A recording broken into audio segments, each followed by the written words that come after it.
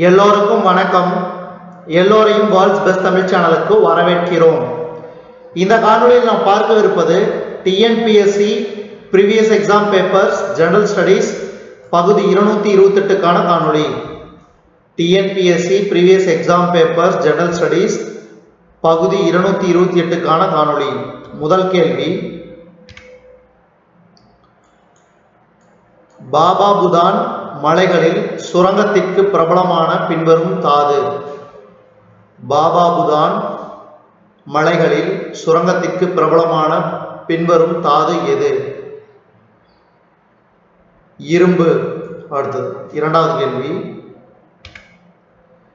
எந்த அரச வம்சத்தின் ஆட்சி காலத்தில் இந்தியாவில் முதல் விதவை தீக்குளித்தல் நிகழ்ந்தது? எந்த அரச வம்சத்தின் ஆட்சி காலத்தில் இந்தியாவில் முதல் விதவை தீக்குளித்தல் நிகழ்ந்தது? இது சரியான விடை ஆப்ஷன் சி, குப்தர்கள்.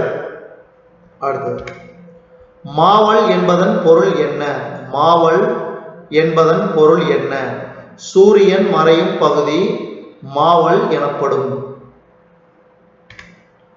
கோவாவை போர்ச்சுகீசியர்கள் கைப்பற்றிய போது விஜயநகர அரசராக இருந்தவர் யார்? கோவாவை போர்ச்சுகீசியர்கள் கைப்பற்றிய போது விஜயநகர அரசராக இருந்தவர் யார்? கிருஷ்ணதேவராயர்.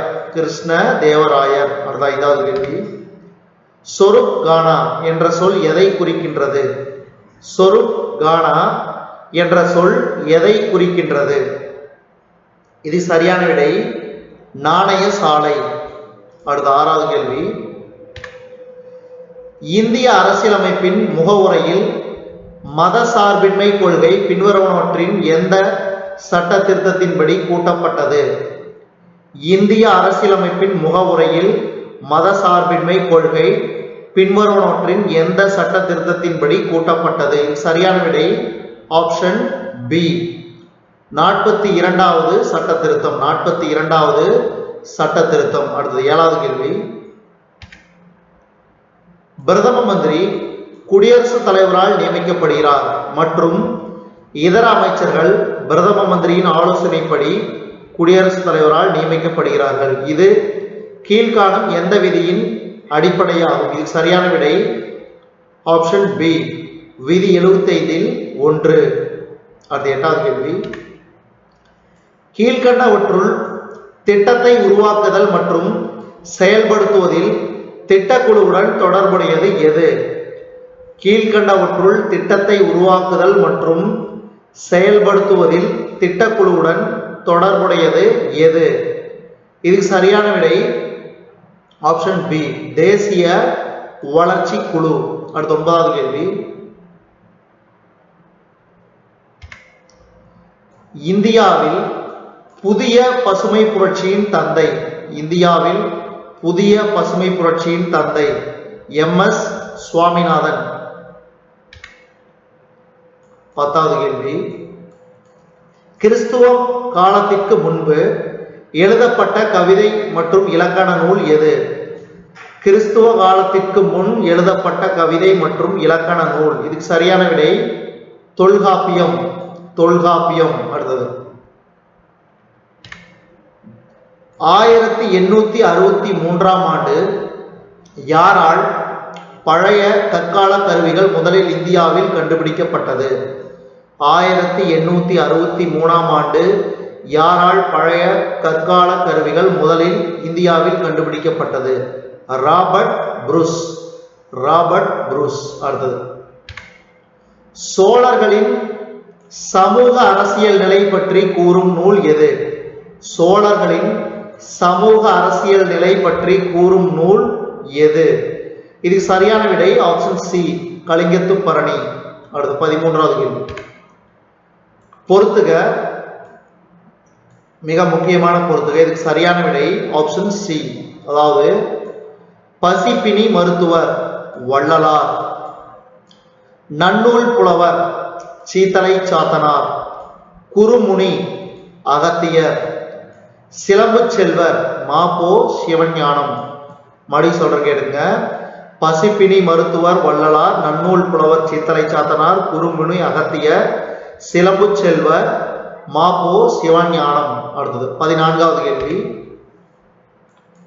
நீதி கட்சியை ஏற்படுத்தியவர் யார்? நீதி கட்சியை ஏற்படுத்தியவர் டி.எம். நாயர். டி.எம். நாயர். அடுத்தது 15வது கேள்வி. ஈவே ராமசாமி சுயமரியாதை மாநாட்டில் பெண்களின் நலனுக்காக திட்டங்கள் இயற்றப்பட்ட இடம். ஈவே ராமசாமி சுயமரியாதை மாநாட்டில் பெண்களின் நலனுக்காக திட்டங்கள் இயற்றப்பட்ட இடம். இதுக்கு சரியான விடை செங்கல்பட்டு. செங்கல்பட்டு. அடுத்தது 16வது கேள்வி. இந்திய அரசாங்கத்தால் தயாரிக்கப்படுகின்ற அதிகார பகிர்வு குறியீடு மக்களின் சமுதாய அதிகாரத்தை கணிப்பது. இந்திய அரசாங்கத்தால் தயாரிக்கப்படுகின்ற அதிகார பகிர்வு குறியீடு மக்களின் சமுதாய அதிகாரத்தை கணிப்பது. இதுக்கு சரியான விடை ஆப்ஷன் ஏ, பஞ்சாயத்து நிலையில் அல்லது பஞ்சாயத்து அளவில். அடுத்தது 17வது கேள்வி.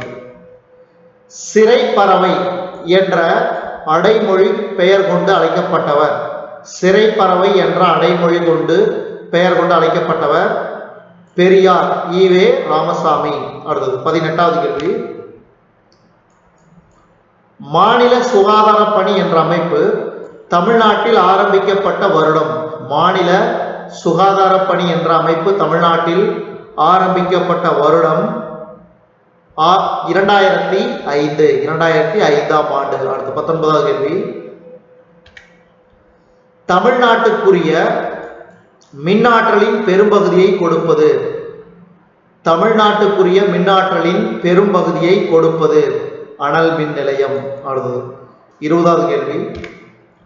என்ஐசியின் விரிவாக்கம். என்ஐசியின் விரிவாக்கம் தேசிய தகவலியல் மையம். தேசிய தகவலியல் மையம். அடுத்தது 21வது கேள்வி. பொறுத்துக. இது மிக முக்கியமான கேள்வி. இந்த பொறுத்துக்காக ஞாபகம் வச்சுங்க. இது சரியான விடை ஆப்ஷன் சி. பாக்டீரிய வயிற்றுக்கடுப்பு. இதுக்கு சரியான விடை ஷிஜெல்லா இனங்கள். அடுத்தது குடல் நோய் காய்ச்சல் சால்மோனெல்லா டைபி, கக்குவான் இருமல், போர்டிடெல்லா பெர்டுசஸ். அடுத்தது அடித்தொண்டை அலர்ஜி ஸ்ட்ரெப்டோகாக்கஸ் பயோஜின்ஸ். அடுத்து 22வது கேள்வி. 3 உடம்பு அசௌகரியம் என்ற நூலினை எழுதியவர். 3 உடம்பு அசௌகரியம் என்ற நூலினை எழுதியவர் யார்? லியூ சிக்ஸின். அடுத்து 23வது கேள்வி. பொறுத்துக. இது மிக முக்கியமான ஒன்று. மலை கணவாய் அது அமைந்துள்ள மாநிலங்கள். இது பொறுத்துக. இதுக்கு சரியான விடை ஆப்ஷன் டி. பூம்லா மலை கணவாய் எங்கு அமைந்துள்ளது? அருணாச்சல பிரதேச மாநிலத்தில். அடுத்தது கார்டுங்லா மழை கணவாய் ஜம்மு காஷ்மீரில் அமைந்துள்ளது. நாதுலா இது பாத்தீங்கன்னா சிக்கிம் மாநிலத்தில் அமைந்துள்ளது. சிப்கிலா இமாச்சல பிரதேசம். பூம்லா பாத்தீங்கன்னா அருணாச்சல பிரதேசம். கார்டுங்லா ஜம்மு காஷ்மீர், நாதுலா சிக்கிம், சிப்கிலா இமாச்சல பிரதேசம். அடுத்தது 24வது கேள்வி. மீண்டும் பொறுத்துக. நீர் மின் நிலையங்களின் பெயர்கள் அது அமைந்துள்ள மாநிலங்கள். இதுக்கு சரியான விடை ஆப்ஷன் ஏ. பாலிமேலா நீர்மின் நிலையம் எங்கு உள்ளது? ஒடிசா மாநிலத்தில்.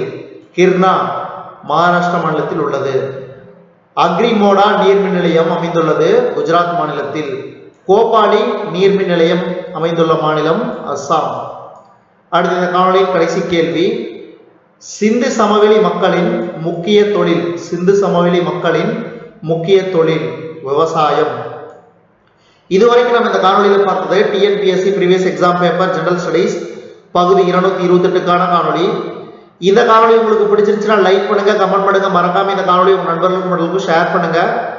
இதுவரைக்கும் நம்ம வேர்ல்ட்ஸ் பெஸ்ட் தமிழ் சேனலை சப்ஸ்கிரைப் பண்ணாங்க, சப்ஸ்கிரைப் பண்ணிக்க. கீழே இருக்கிற பெல் பட்டனை பிரஸ் பண்ண மறந்துடாதீங்க.